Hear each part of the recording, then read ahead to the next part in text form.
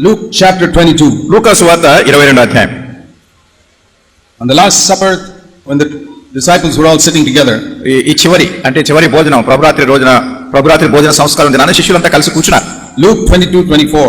లూకా సువార్త 22వ అధ్యాయం 24. There arose a dispute among them as to who is to be the greatest. తమలో ఎవడు గొప్పవాడుగా ఎంచబడునో అన్న వివాదము వారిలో పుట్టగా. That is a very common desire even among many Christians today. ఇది నాడు కూడా అనేక మంది క్రైస్తవుల్లో సాధారణంగా ఉండేటటువంటి ఒక కోరిక ఇది. To find out who is the greatest. ఎవరు గొప్పవాడు అనేది. Who can preach best?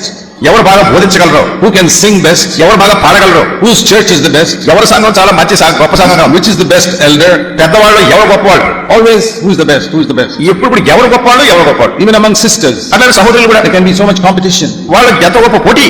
Oh, do people admire me more or admire that person more? ఎవరైనా నన్ను గొప్పగా చెప్పుకుంటున్నారా లేకుంటే వేరే వ్యక్తిని గురించి గొప్పగా చెప్పుకుంటున్నారా.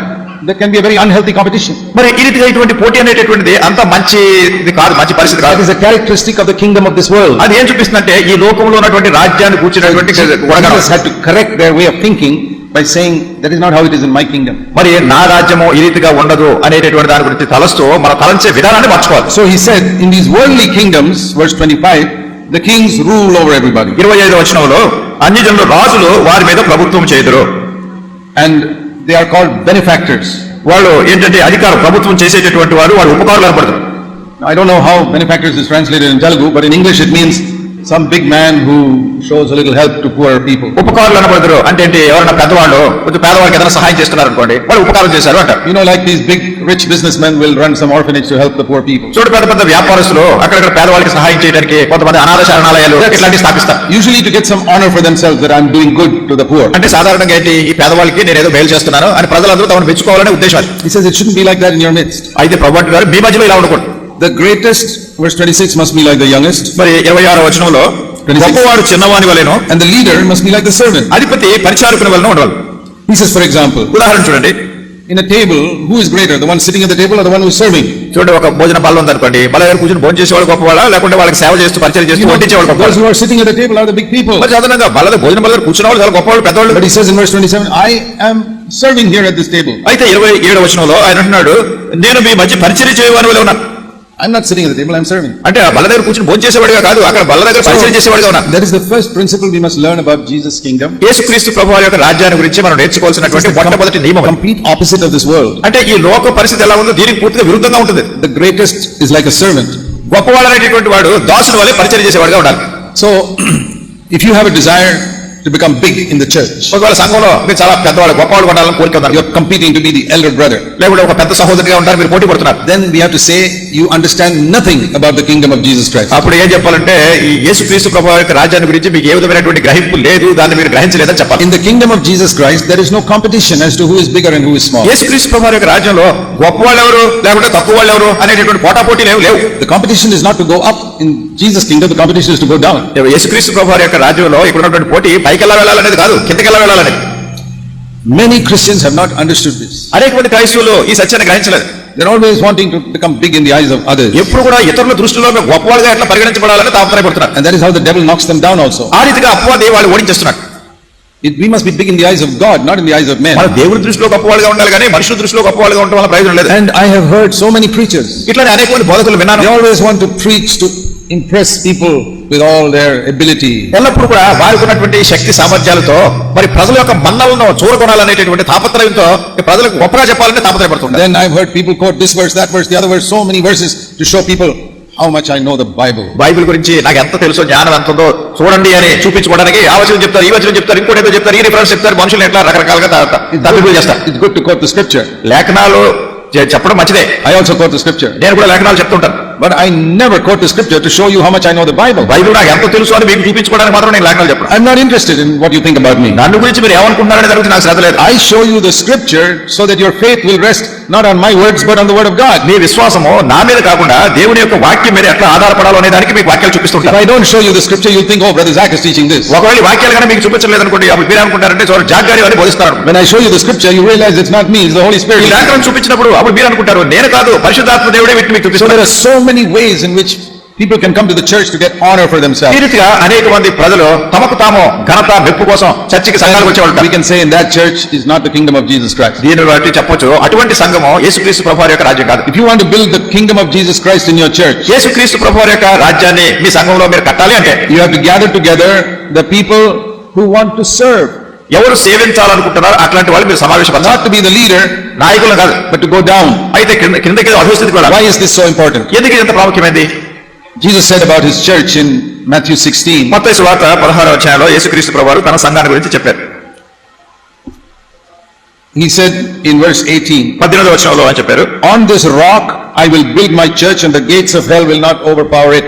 ఈ బండ మీద నా సంఘమును కట్టుదును, పాతాళలోక ద్వారములు దాని ఎదుట నిలువ నేరవని నీతో చెప్తున్నాను. The rock is Jesus Christ. ఈ బండ యేసుక్రీస్తు ప్రభువారే. How do we know that? ఎట్లా తెలుసు మనకిది? Because he asked the people in verse 15, who do you say that I am? 15వ వచనంలో ప్రభువుని అడిగారు, మీరైతే నేను ఎవరినని చెప్పుకుంటున్నాను. And Peter said, పేతురు అన్నాడు, you are the Christ, the Son of the living God. నీవు సజీవుడు దేవుడు కుమారుడు అని క్రీస్తు అని చెప్పాను.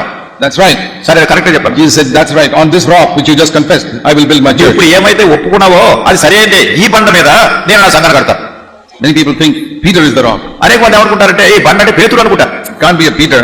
పేతురు కాదు ఇక్కడ బండ. Because few verses later he told Peter, verse 23, you're Satan. ఎందుకంటే కొన్ని వచనాల తర్వాత 23వ వచనంలో ప్రభు పేతురుతో అన్నారు, నువ్వు సాతానువి అన్నారు. It's a very shaky rock. అంటే అది చాలా కదిలిపోయే బండ. Jesus is the rock. యేసుక్రీస్తు ప్రభువారే బండ. When Peter said, you are the Christ, పేతురు అన్నాడు, నీవు క్రీస్తు. Jesus said, that's right. On that rock I'll build my church. సరే సరే నీకు అటువంటి గ్రహింపు వచ్చింది కదా, ఆ బండ మీద నేను నా సంఘాన్ని కడతాను. I will build my church. నేను నా సంఘమును కట్టుకున్నాను. Jesus said that. యేసుక్రీస్తు ప్రభువారు చెప్పారు ఇది. What do we learn from that? దాని నుంచి మనం ఏం నేర్చుకుంటున్నాం? I'll tell you what I have learned in the last 36 years as we've tried to plant churches in different places. ఆయా స్థలాల్లో మేము సంఘాలు కడుతుంటాం కదా, గతించిన 36 సంవత్సరాల్లో నేను ఏమి నేర్చుకున్నాను అనే సంగతి మీకు చెప్తున్నాను. I've learned one thing. ఒకటి నేర్చుకున్నాను, I cannot build the church. నేను సంఘాన్ని కట్టలేను. Only Jesus can build his church. యేసుక్రీస్తు ప్రభువారే ఆయన సంఘాన్ని కడతారు. I can be an instrument in his hand to do it. దాన్ని చేయడానికి ఆయన చేతుల్లో నేను ఒక పనిముట్టుగా ఉంటాను. But he is the architect and the engineer and the contractor and everything. అయితే ఆయనే నైపుణ్యం కలిగినటువంటి శిల్పకారి, దాన్ని కట్టేటటువంటి ఇంజనీరు, కాంట్రాక్టర్ అన్ని ఆయనే. I'm like the person who's carrying the bricks or putting the cement and joining the bricks. నేను ఎలా ఉంటానంటే ఏది ఇటుకలు పట్టుకెళ్ళి లేకపోతే దాని మీద సిమెంట్ వేసి ఆ ఇటుకలు చేర్చి పెట్టి ఇలాంటి పనులు చేసేవాడిగా ఉంటాను. You know how when you build, people carry the bricks and put cement. చూడండి, మీరు ఏదైనా ఇల్లు కడుతున్నారు అనుకోండి, ఇటుకలు మోసుకొస్తారు కొంతమంది, దాన్ని సిమెంట్ వేస్తారు. He's not a great architect or engineer. ఇటుకలు తెచ్చి సిమెంట్ వేసి గోడ కట్టే ఆయన పెద్ద ఆర్కిటెక్ట్ కాదు, ఇంజనీర్ He's కాదు. a laborer. ఆయన పనిచేసే పనివాడు. The architect is some big man who's standing supervising the whole thing. దీన్ని నైపుణ్యంతో కట్టేటటువంటి ఆర్కిటెక్ట్ ఆయన గొప్పవాడు వెనకుండి అని సూపర్వైజ్ చేస్తుంటాడు. I know, I'm just like a laborer carrying the bricks and cement. నేను ఏదో ఇటుకలు సిమెంట్ మోసుకెళ్ళి పనివాడు అంటాడు. If I try to become the architect, that church, Satan will destroy in no time. నేనే కనుక ఆర్కిటెక్ట్ గా ఉండాలని నేను ప్రయత్నం చేస్తున్నాను అనుకోండి, వెంటనే సాతాను ఆ పనిని నాశనం చేస్తాడు. That is why so many churches, there's confusion. అందుకని అనేకమైనటువంటి సంఘాల్లో ఎంతో కలవరం ఉంది. Because some man is building the church. ఎందుకంటే ఎవరో ఒక మానవుడు ఆ సంఘాన్ని కడుతున్నాడు. Jesus said, I will build my church. యేసుక్రీస్తు ప్రభువారు చెప్పారు, నేను నా సంఘమును కట్టుతాను. Okay, now big question. ఇప్పుడు ఒక పెద్ద ప్రశ్న, What is the mark of the church that Jesus builds? యేసుక్రీస్తు ప్రభువారు కట్టేటటువంటి సంఘానికి ఉండే గుర్తు ఏమిటి? He said here, ఇక్కడ చెప్పారు, the gates of hell, the powers of hell cannot overpower or destroy. పాతాళలోక ద్వారములు అంటే పాతాళలోక శక్తులు దాని ఎదుట నిలువనేరవు. So when you see some church full of conflict and strife, కనుక ఏదైనా ఒక సంఘంలో అనేక కలవరాలు, పోరాటాలు, కొట్లాట్లు ఉన్నాయనుకో, some people taking the other to court, మరి కొంతమంది వేరే వాళ్ళు కోర్టులు లాగుతుంటారు, fight for eldership, పెద్దలు కావడానికి కొట్లాడుతుంటారు, and all types of division on the basis of caste and community. వాళ్ళు కులాలు, మతాలు, జాతులు వీటన్నిటిలో రకరకాల గుంపులు అయిపోతారు. The devil has come right into that church. అపవాది ఆ సంఘంలోకి వచ్చాడు సాతాను. And all the people are backbiting against each other. ఈ ప్రజలందరూ ఒకరి మీద ఒకరు కొండ చెప్పుకుంటుంటారు, ఒకరి వెనకాల ఒకరు. One group in one caste, another group in another caste. ఒక కులానికి చెందిన వాళ్ళందరూ ఒక గుంపు అయిపోతారు, ఇంకో కులానికి చెందిన వాళ్ళు ఇంకో గుంపు అయిపోతారు. The devil is right there. అపవాది అక్కడ ఉన్నాడు వాళ్ళ మధ్యలో. What does that prove? ఏమిటి దాని గుర్తు? That is not the church that Jesus is building, because the devil has destroyed it. యేసుక్రీస్తు ప్రభువారు కడుతున్నటువంటి సంఘం కాదు, ఎందుకంటే అపవాది దాన్ని నాశనం చేశాడు. If Jesus builds his church, it will never be destroyed by the devil. యేసు ప్రభువారు కనుక తన సంఘాన్ని కడుతున్నట్టయితే అపవాది దాన్ని పాడు చేయలేడు, నాశనం చేయలేడు. But for that we must understand the principles of Jesus' church. దాని కొరకు యేసుక్రీస్తు ప్రభువారి యొక్క సంఘాన్ని కూర్చున్నటువంటి నియమాలు ఏమిటో మనం తెలుసుకోవాలి. And one of them I just told you, that you don't seek to go bigger and bigger, you seek to go down and become lower and lower. వాటిలో ఒక గుర్తు ఏమిటో మీకు చెప్పాను, మనం ఎట్లా పైకి ఎలా వెళ్తున్నాం అనేది కాదు, మన కిందకి ఎట్లా తగ్గించుకుంటున్నాం అనేది ఇక్కడ సంగతి. Why is that? ఎందుకని? Because the angel who we say called Lucifer, who became the devil, wanted to go up and up and up and try to be like God. ఎందుకంటే ఈ అపవాది మొదట దూతగా ఉండి లూసిఫర్ అని చెప్పుకుంటున్నా కదా పేరు, ఆ దూత తను ఇంకా పైకి వెళ్ళాలి అనేటటువంటి తన దృష్టి దృక్పథం కలిగి ఉన్నాడు. See what he said in Isaiah 14. యెషయా గ్రంథం 14వ అధ్యాయం చూడతాను ఏం చెప్పాడు. If you don't know this passage, you must know it. ఈ వాక్య భాగం మీకు తెలియకపోతే నేను తెలుసుకోవాలి. This is how sin came into the world long before Adam. ఆదాము రావడానికి ఇంకా చాలా కాలం ముందే లోకంలోనే పాపం ఇట్లా ప్రవేశించింది. There was a beautiful angel, చాలా సుందరమైనటువంటి అందమైన దూత, head of the angels, ఆ దూతలందరికీ పెద్ద Lucifer. Lucifer. What did he do? ఏం చేశాడు? He said in his heart, verse 13, 13వ వచనంలో తన హృదయంలో అనుకుంటున్నాడు, I will raise my throne above the stars of God. నేను ఆకాశమునికి ఎక్కిపోయేదను. Verse 14, I will ascend above the heights of the clouds. I'll make myself like the Most High. 14వ వచనంలో మేఘమండలం మీదకి ఎక్కుదును, మహోన్నతులతో నన్ను సమానంగా చేసుకుందును. But verse 15, you will be thrown down to hell. కానీ 15వ వచనంలో నీవు పాతాళమునకు నరకములకు మూలకు త్రోసివేయబడితివే. How did sin come into this universe? ఈ యొక్క ప్రపంచంలోనికి, ఈ విశ్వంలోనికి పాపం ఎట్లా వచ్చింది? It did not come with murder or adultery or telling lies. నరహత్య చేయడం ద్వారా గానీ, వ్యభిచారం చేయడం ద్వారా గానీ, అబద్ధాలు చెప్పడం ద్వారా గానీ పాపం రాలేదు. It did not come with stealing money. లేకపోతే డబ్బు దొంగతనం చేయడం ద్వారా రాలేదు. How did the first sin come into this beautiful universe God created? దేవుడు సృజించినటువంటి ఈ చక్కటి ఈ సృష్టిలోనికి ఈ పాపం ఎట్లా ప్రవేశించింది? When one created being said, I will go up. సృష్టించబడినటువంటి ఒక వ్యక్తి అనుకున్నాడు, నేను ఇంకా పైకి ఆకాశానికి ఎక్కిపోతాను అనుకున్నాడు. And all these thousands of years, Satan is always saying, I will go up. ఈ వేల కొలది సంవత్సరాలన్నింటిలోనూ కూడా సాతాను అంటున్నాడు, నేను ఇంకా పైకి వెళ్తాను. That is how sin came into this universe. ఆ రీతిగా పాపము ఈ లోకంలో ప్రవేశించింది. Now let us ask another question. ఇప్పుడు మరి ఒక ప్రశ్న అడుగుదాం. How did salvation come into this world? రక్షణ ఈ లోకానికి ఎలా వచ్చింది?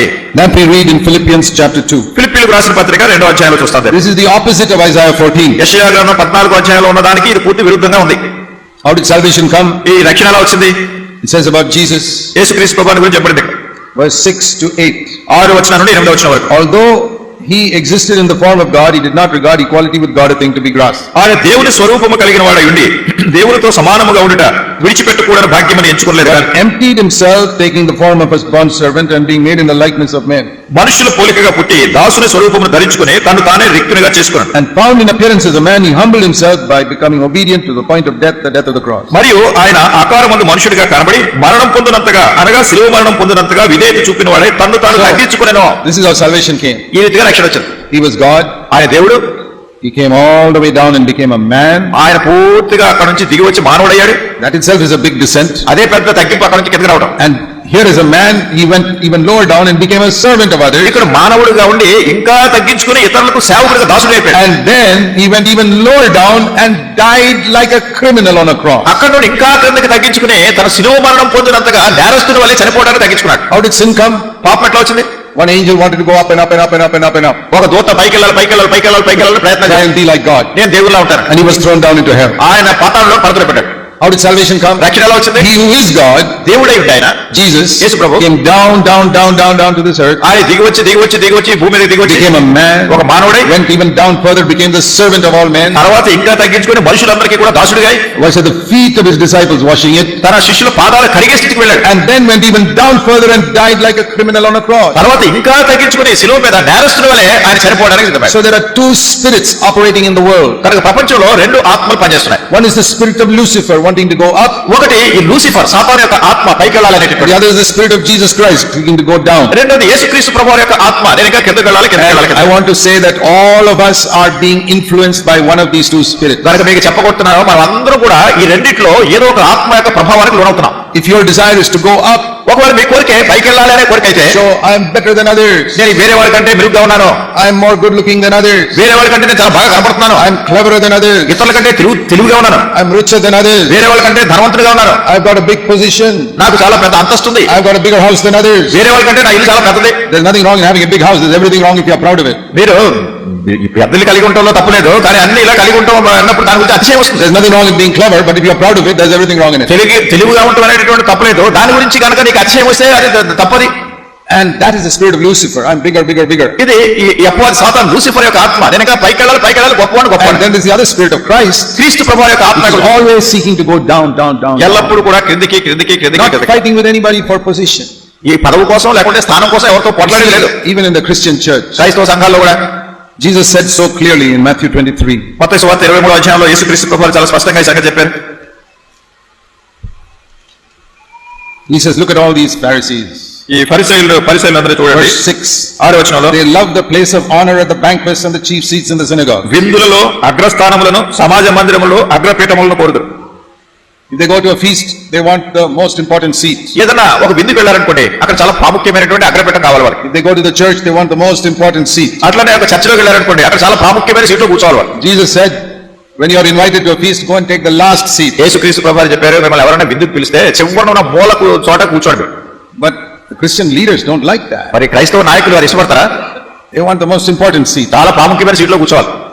And then he said, తర్వాత అన్నారు, they like respectful greetings in the marketplaces, being called by men, Rabbi, Rabbi. సంత వీధులలో వందనములను మనుషుల చేత బోధకులను పిలువబట్టి కోరుదురు. But don't be called Rabbi, because only Christ is your teacher. మీరైతే బోధకులను పిలువబడవద్దు, ఒక్కడే మీ బోధకుడు. You are all brothers. మీరందరూ సహోదరులు. And don't call anyone on earth Father, because only God is your Father. మరియు భూమి మీద ఎవరికైనా తండ్రి అని పేరు పెట్టవద్దు, ఒక్కడే మీ తండ్రి అని పరలోకమందు ఉన్నాడు. But what do you see in the church? అయితే సంఘంలో ఏం చూస్తాం? So many denominations. అనేకమైన తెగల్లో డినామినేషన్ లో They call the leader Father. వాళ్ళకున్నటువంటి నాయకుడిని ఫాదర్ అని పిలుస్తారు. Jesus said, don't do that. యేసు ప్రభువు అన్నారు, అట్లా చేయొద్దు మీరు. And then someone say, I'm a reverend. ఎవరైనా నన్ను రెవరెండ్ అని పిలిచారు. So when there are so many reverends, one fellow will say, I'm right reverend. కనుక చాలా మంది రెవరెండ్స్ ఉన్నప్పుడు ఇంకొక అంటే నేను రైట్ రెవరెండ్ అంటాడు. They are always looking for something higher. ఎప్పుడు కూడా ఏదో ఇంకా పైకి ఉన్న వాళ్ళకంటే కొంచెం పైకి వెళ్ళాలి. This is the spirit of Lucifer. ఇది లూసిఫర్ యొక్క ఆత్మ ఇది. I'm father. నేను తండ్రిని. You're all ordinary brothers. I'm మీరందరూ father. సామాన్యమైన సహోదరులు, నేను ఫాదర్. I'm reverend. నేను reverend. The other fellow says, I'm right reverend. ఇంకొక ఆయన అంటే నేను రైట్ రెవరెండ్ అంటాడు. You're bishop, I'm archbishop. ఒక ఆయన బిషప్ అంటే నేను ఆర్చ్ బిషప్ అంటాడు. Above the archbishop, I'm something else. మళ్ళీ ఆర్చ్ బిషప్ పైన ఇంకోటి ఏదో ఉందంటారు. Is this how Jesus lived on earth? యేసుక్రీస్తు ప్రభువు భూమి మీద ఇట్లా జీవించారా? When they wanted to make him a king, మరి ప్రజలు ఆయన రాజుగా చేయాలనుకుంటున్నారు, he ran away. ఆయన అక్కడ నుంచి వెళ్ళిపోయాడు. That is the spirit of Christ. అది క్రీస్తు ప్రభువు యొక్క ఆత్మ. See John chapter 6. యోహాను సువార్త 6వ అధ్యాయంలో, John's Gospel chapter 6. యోహాను సువార్త 6వ అధ్యాయం. After he had fed the 5,000 miraculously, ఆయన 5,000 మందిని పోషించి అక్కడ అద్భుతం చేసిన తర్వాత they were so amazed వాళ్ళు ఎంత ఆశ్చర్యపడ్డారంటే, and said, this verse 14, John 6:14. యోహాను సువార్త 6వ అధ్యాయం He 14. said, this is the prophet who is to come to the world. నిజముగా ఈ లోకమునకు రాబోవు ప్రవక్త ఈయనే అని చెప్పి, Because he fed 5,000 people with 5 loaves of bread. ఎందుకంటే 5 రొట్టెలతో ఈయన 5,000 మందిని పోషించాడు. Then they wanted to make him a king. అప్పుడు ఆయన రాజు చేయాలనుకున్నారు. There was no king in Israel those days. ఆ దినాల్లో ఇశ్రాయేలు రాజు లేడు. Said, we'll make Jesus our king. కనుక వాళ్ళు ఏమన్నారంటే యేసు ప్రభువును రాజుగా చేద్దాం అన్నారు. What did Jesus do? యేసు ప్రభువు ఏం చేశారు? See this verse. ఈ వచనం చూడండి. John 6 verse 15. యోహాను సువార్త 6వ అధ్యాయం 15. He perceived that they were coming to take him by force to make him a king. రాజుగా చేయుటకు వారు వచ్చి తను బలవంతముగా పట్టుకొనబోచున్నారని యేసు ఎరిగి He disappeared into the mountains మళ్ళీ ఆయన కొండకు ఒంటరిగా వెళ్ళాను, వెళ్ళిపోయాడు. అక్కడ నుంచి to be alone. ఒంటరిగా వెళ్ళిపోయాడు. Why did he do that? ఎందుకు చేశాడు ఆయన అట్లా? Because he said, I did not come to earth to be a king. ఎందుకంటే ఆయన ఈ భూమి మీదకి ఏదో పెద్ద రాజుగా ఉంటాను నేను రాలేదు, I came to be a servant. నేను దాసునిగా పరిచయం చేయడానికి వచ్చాను. So if you're an elder brother, నువ్వు పెద్దవాడు సహోదరు అయితే you must be a servant. నువ్వు దాసునిగా ఉండాలి. Don't take any titles. దగ్గర ఏ బిరుదులు పెట్టుకోవద్దు. Title means it will exalt me above the other people. బిరుదు అనేటటువంటిది ఏం చేస్తుందంటే వేరే వాళ్ళకంటే కొంచెం పైకి హెచ్చిస్తుంది. So many people have tried to give me titles. I said, I've already got one title. చాలా మంది నాకు ఇట్లాంటి బిరుదులు ఇవ్వడానికి ప్రయత్నాలు చేశారు. నేను అన్నాను, నాకు ఇప్పటికే బిరుదు ఉందన్న. Brother. సహోదరుడు. Brother means సహోదరుడు అంటే younger brother of Jesus Christ. యేసుక్రీస్తు ప్రభువు యొక్క తమ్ముడు, ఆయన కంటే చిన్నాడు. Sister means సహోదరి అంటే younger sister of Jesus Christ. యేసుక్రీస్తు ప్రభువు యొక్క చెల్లి. Which is bigger title than that? Tell me. దాని మించిన బిరుదు ఏం కావాలి మీకు? Reverend? రెవరెండ్ కావాలా? Reverend is all way down there. Reverend అందరూ అక్కడ ఉన్నారు. అక్కడ Pastor, right reverend is all down there. అక్కడ పాస్టర్, రైట్ రెవరెండ్ అక్కడ కింద ఉన్నారు. I am a brother. నేను సహోదరుడు, Younger brother of Jesus Christ. యేసుక్రీస్తు ప్రభువు యొక్క తమ్ముడిని. That's what we are. అదే మనం అందరం కూడా. You cannot get a bigger title than that. దాన్ని మించినటువంటి బిరుదు మీకు అక్కడ దొరకదు. So don't look for all these titles like pastor and reverend. దానికి ఈ లోకంలో ఉన్నటువంటి రకరకాల బిరుదులు, పాస్టర్లు, రెవరెండ్లు, వీటి That is గురించి the మీరు ప్రాకులాడొద్దు. spirit of Lucifer, wanting to go up and up and up and up. Lucifer ఎంతసేపు పైకి వెళ్ళాలి, ఉన్నత పైకి స్థానానికి వెళ్ళిపోవాలి. Jesus was always going down. యేసుక్రీస్తు ప్రభువు ఎల్లప్పుడూ కిందకి On వచ్చేటటువంటి, his last day on earth, ఈ భూమి మీద ఉన్నటువంటి చివరి దినాన కూడా ఆయన he was washing the people's feet. ఆయన శిష్యుల పాదాలు కడుక్కున్నాడు. So I say, నేనేమంటానంటే, Lord, I want to follow you. ప్రభువా నువ్వు చెప్పిన నేను I want రావాలి, to follow you wholeheartedly. హృదయపూర్వకంగా నేను దీన్ని So ఆచరించబోతున్నాను. that on my last day on this earth, I also want to be washing somebody's feet before I die. ఈ భూమి మీద నా చివరి దినాన్ని కూడా చచ్చిపోయే ముందు నేను కూడా ఎవరి పాదాలను కడగాలనుకుంటున్నా. Then I will really be like you. అప్పుడు నిజంగా నీవలనే ఉంటా. I don't want to be some director or chairman of something. I'm not interested. అంటే నాకు ఏదో డైరెక్టర్, చైర్మన్ ఎట్లాంటి నాకు అవన్నీ నాకు శ్రద్ధ లేదు. What all things Christians are seeking. క్రైస్తవులు ఏమైతే వెతుక్కుంటారో ఈ రోజుల్లో, So this is very important law of God's kingdom. ఈ దేవుని యొక్క రాజ్యాన్ని గురించినటువంటి చాలా ప్రాముఖ్యమైన We go, నియమాలు. in the kingdom of Jesus, we go down and down and down. యేసుక్రీస్తు ప్రభువు యొక్క రాజ్యం లెక్క